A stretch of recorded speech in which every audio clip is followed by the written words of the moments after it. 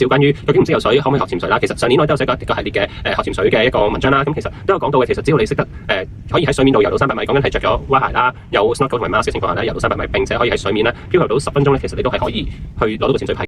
Hello， 大家好，我係超短潛水札記。咁今個禮拜開始咧，我哋會講一個新嘅系列，咁就係講潛水嘅學習相關嘅東西啦。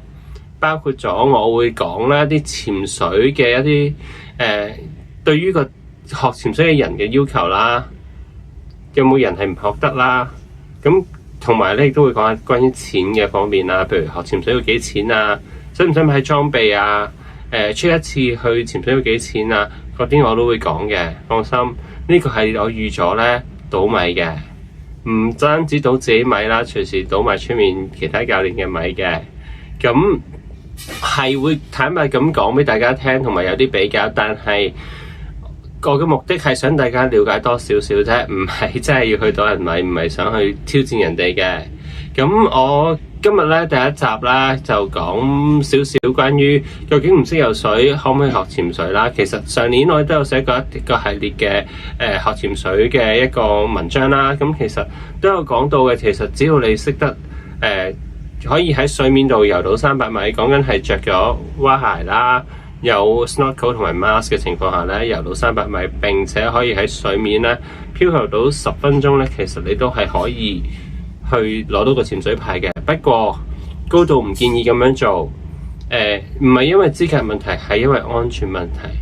因為咧，如果有啲情況下，即使你喺水面啦，如果你係嗰一個地方係好熱嘅，你唔着 wetsuit， 或者你要好靚嘅，可能啲女士可能着3點式，可能着泳衣要去影相，但係咁佢冇着 wetsuit 啦。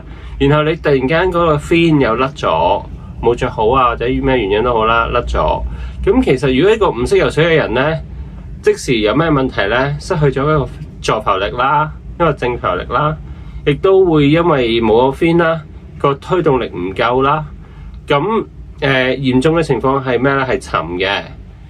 就算冇咁嚴重啦，即使你真係可以漂浮到喺水面，即係浮住啊，打橫咁浮住，但係因為你唔識游水，其實對於你嚟講，可能飲水啊、逐親啊嗰啲嘅情況咧，都係比較恐慌嘅。咁所以咧，高度建議，如果真係想學潛水咧，學識游水先。咁今集咧就講到呢度。咁我哋繼續係 IG、Facebook、YouTube 會出片嘅。咁如果大家有興趣嘅，繼續睇，繼續 like、share、subscribe、follow。Thank you，拜拜。